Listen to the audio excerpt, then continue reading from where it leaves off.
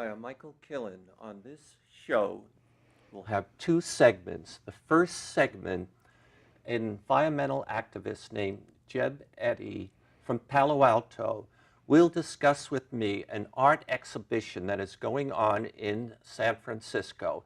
And the art exhibition is called Michael Killen's Art, Climate Change in the Era of Trump.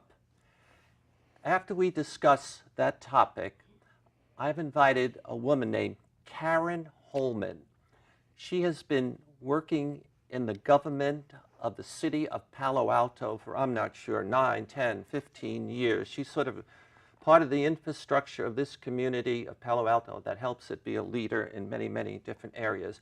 We are going to discuss the Mid-Peninsula Regional Open Space District. This is a large swath of maybe 63,000 acres that she and other folks have helped protect now. I'm going to ask her some questions about the future of that space. So let's get started now. Jeb, how are you today? My friend Michael, good evening, good evening. Good. I'm not sure I'm ready to call you friend. I'd like to see how you interact with me on this I particular have to earn the term. Oh, well, something that struck me as enormously worthy of friendship was the exhibit up in San Francisco at a church in their magnificent gallery, the largest collection of your paintings about global warming and climate change that I have ever seen were magnificently displayed. How did it get there? What did you think about the exhibit before we go into some of the actual paintings? Well, first of all, I had nothing to do with the invitation. A woman called me. Her name is Liz Breaker, and she is married to Leonard Breaker, who passed away many years ago. But when I was a younger man, and not very long ago, Leonard Breaker, this art historian, this teacher of art, came to me and he actually begged me to let him show me how to get started as a painter, as an artist.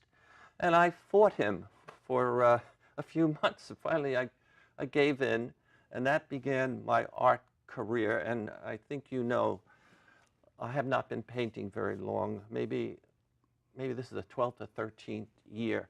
Well, Liz Breaker has been watching what I've been producing, and she's part of the art committee, and she decided it was time for them to give me a show. So I put together 10 paintings, and I'm going to show one of the paintings right now. So could my crew back there of 1,000 PhDs, would you show us one painting from the show? This one, Jeb, do you remember what it is? Well, I see what looks like a cage and lack of freedom. And I see an arm reaching in that's attached to a face. Tell me more.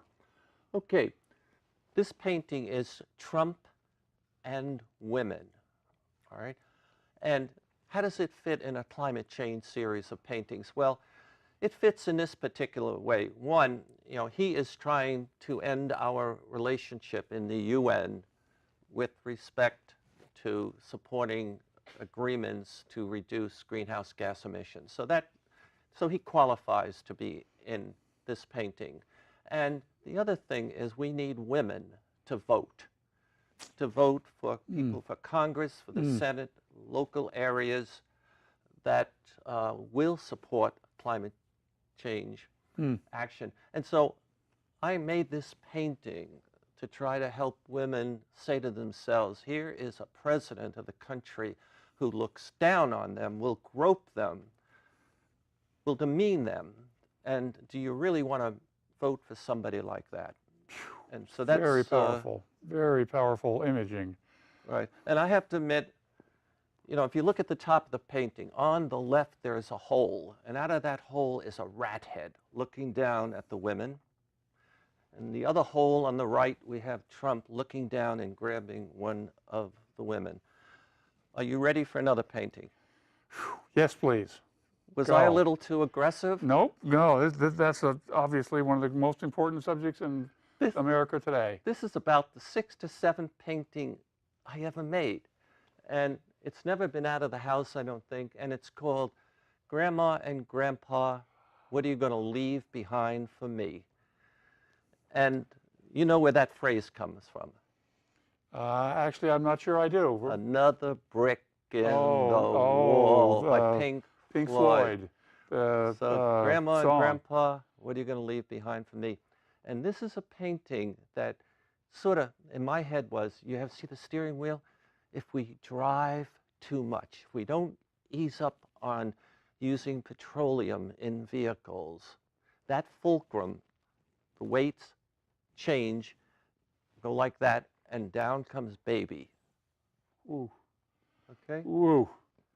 And so that's also up there. And that's a small painting. It's only this big. It's tiny by my standards, as you know.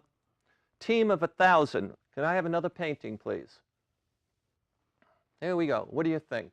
You were there. Oh, this magnificent gallery space. The lighting, the coloring, the attention that multiple people were paying. This is absolutely the prettiest and largest area of exhibits of your painting that I've ever seen. So the ambience is dark, but everybody could walk up and really soak up the colors and the symbolism. Yeah. Now, the painting closest to us on the left is the impact of climate change on culture. On culture. I'm picking different topics that might appeal to different people in this world. And to some extent, what we have here, it's a takeoff of the art of some of the great painters of ever. So you could see Matisse's dancers falling out of a horn of plenty.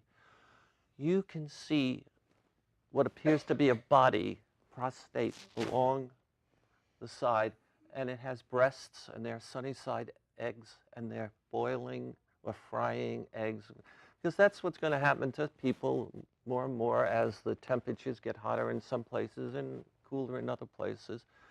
And then in the back somewhere of that photo is the big 20-foot main painting of this project, and you can see it slightly above the woman's head on the big right. red horse. That's a very special red horse. And that's a 20-foot by 6-foot high painting called Safeguard Civilization. Shall we move on? Do we have it? Okay, yes, keep going. Oh, this is just a close-up shot of part of that 20-foot painting, and you can see the spring on the right, and that spring is symbolic of, or points out the need for us to be resilient, to prepare for the hits, and to be able to spring back from them.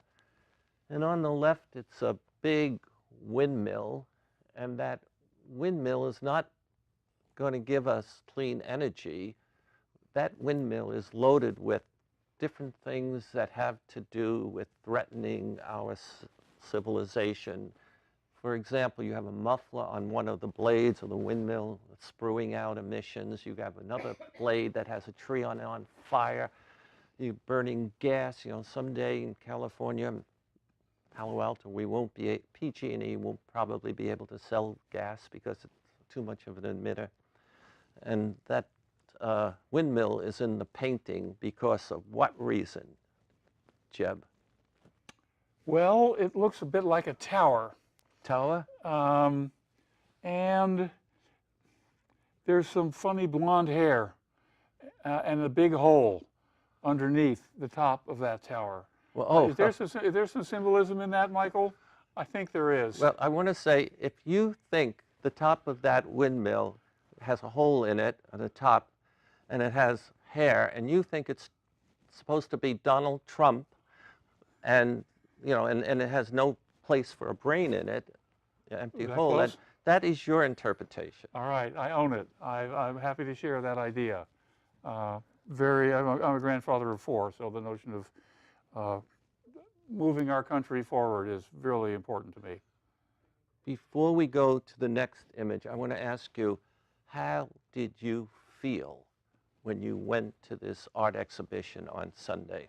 Oh, the beauty of the lights are comparable to some of the paintings that are occasionally shown here, because there's really good, nice focus on the colors and the interactions among the different symbols.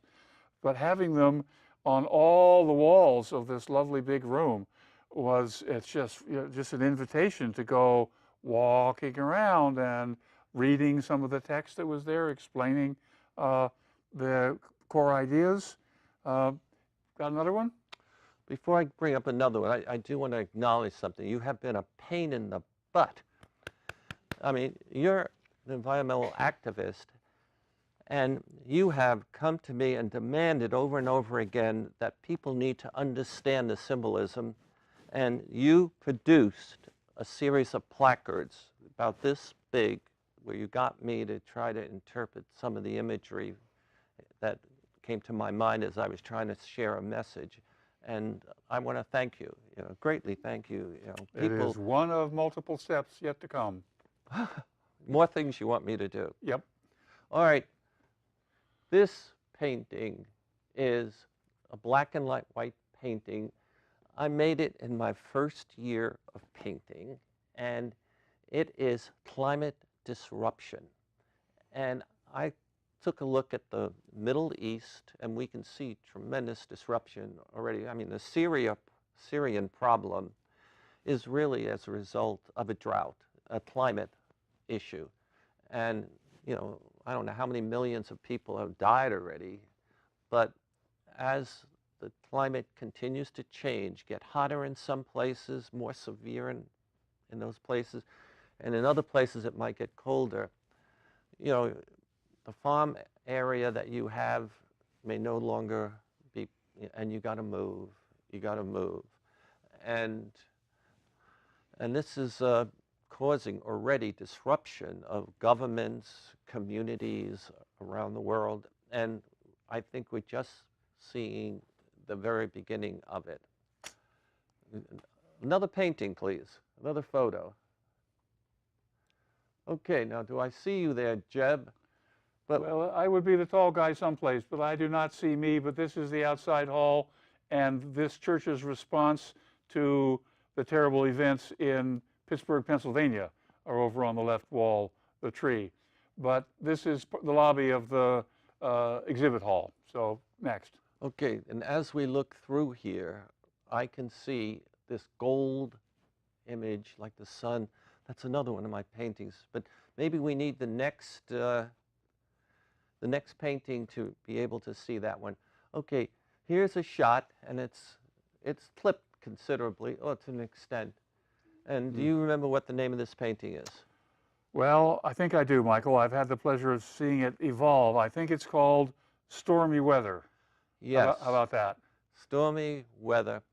And when I was working on it, it was not extreme weather. I was calling it extreme weather. But then when I discovered this incredible, terrible issue Trump created with this woman, Stormy Daniels, apparently was having an affair while he's married, or she was pregnant, geez. And then he paid her off and then denied and lied to us he didn't do it. I decided to change the name of the painting from extreme weather to stormy weather. And it almost makes me start to sing stormy weather now that That's a nice song. It's one of the most powerful paintings you've got. You've got refugees. You have huge, big waves moving through people and places and organized society. And the colors and the infinity sign that's sort of partly broken. Right. A number of the themes that you have used before are all woven together in that, and I think it really was beautifully positioned and exhibited in the hall as a featured work. Thank you. Are there any more paintings, photos later? Okay. Oh, this is again impact of climate on our culture. It actually is one of my two favorite paintings. And that's that head over there. That's the great master artist Harry Cohen. It come out of came out of the backwoods to come and see. I have a book of his Yeah. paintings. Do we have any more paintings?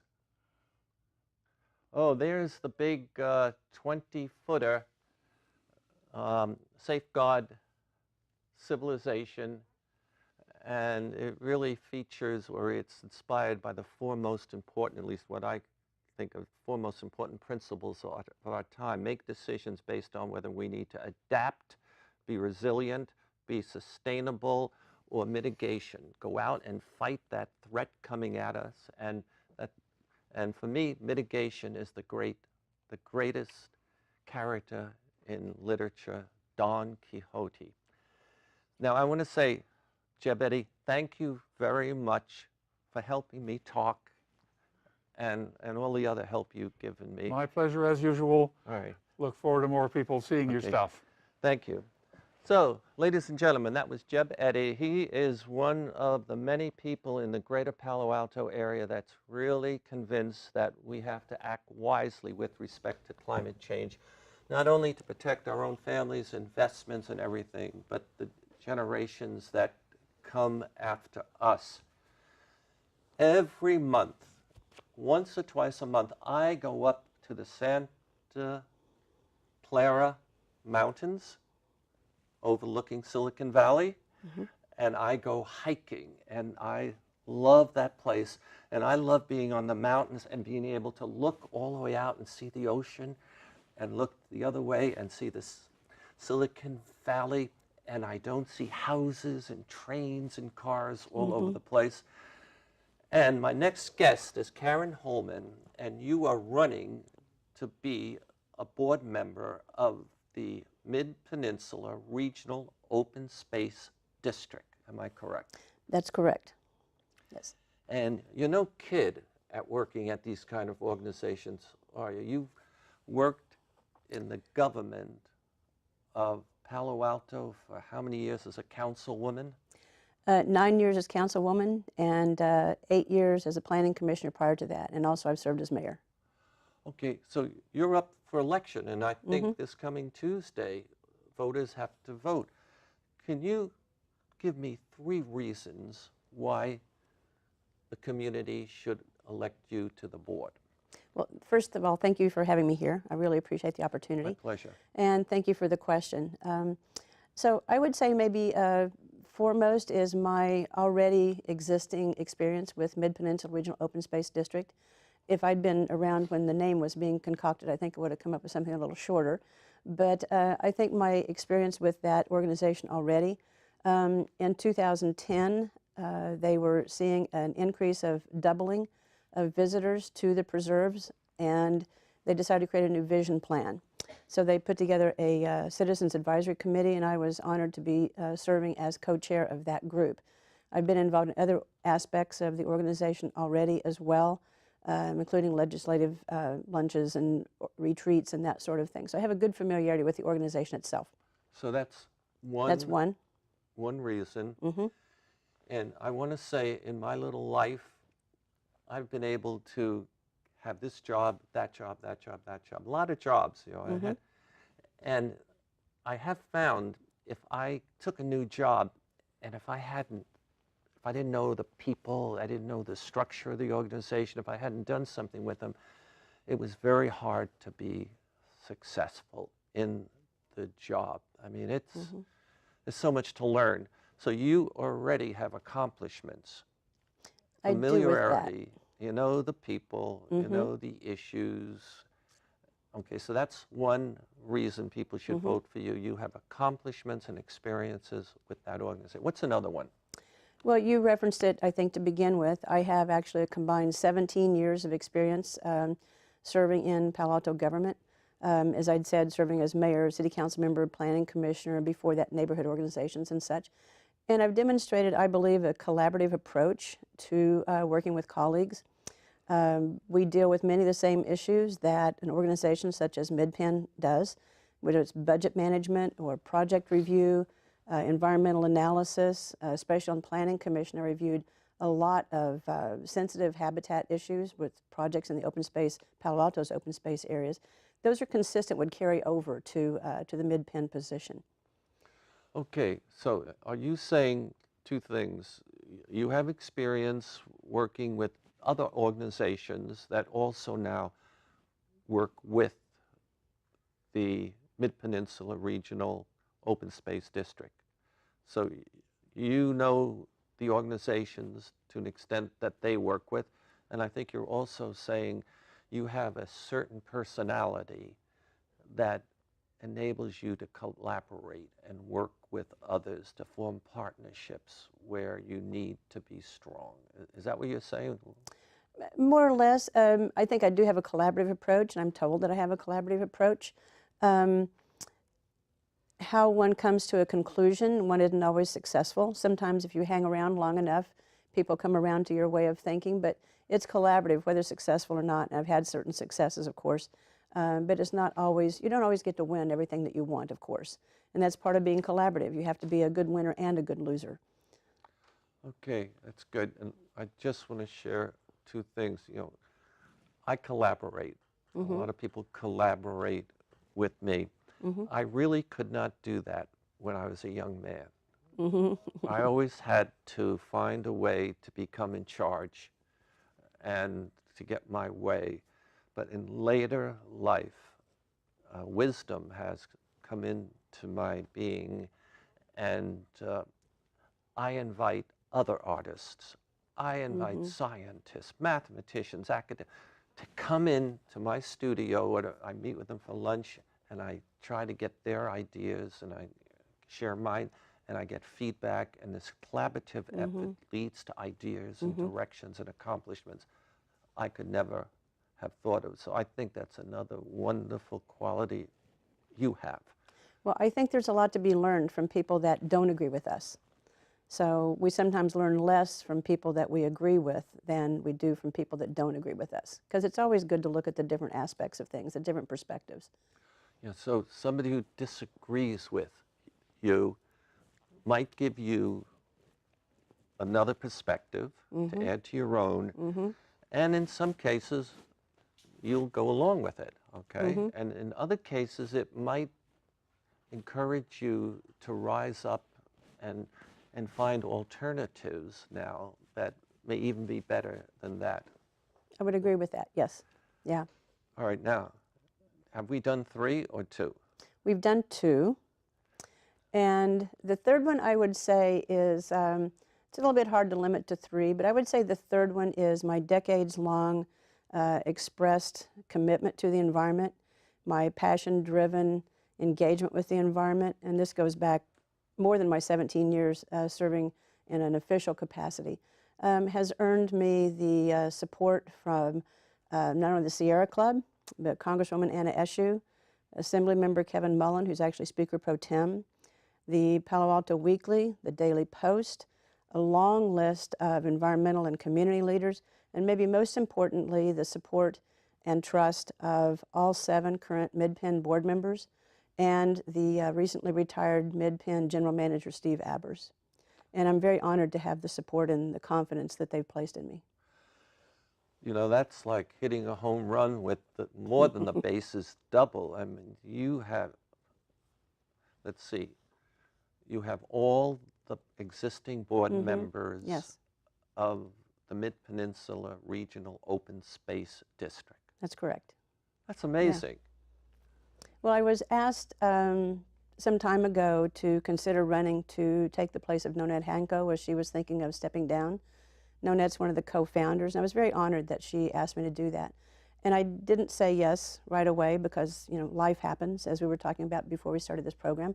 Life happens, so I really didn't decide until later this year that I certainly had the passion, but I wanted to make sure that I had the energy after 17 years and public engagement before that to take it on. And it would make me very, very happy to be able to fulfill the vision plan that I helped create as a member of the Citizens Committee of the Vision Plan. So you're Karen Holman, and you're up for election right now. And That's people correct. should get out before Tuesday and vote if they think they want to have you be on that board. And by the way, my wife and I already voted. Well, thank you. And Thank you. we voted for you. And my decision had a lot to do with it. I have seen you around the city hall, events at Palo Alto, and you always seem to be doing, you know, solid, nice things. And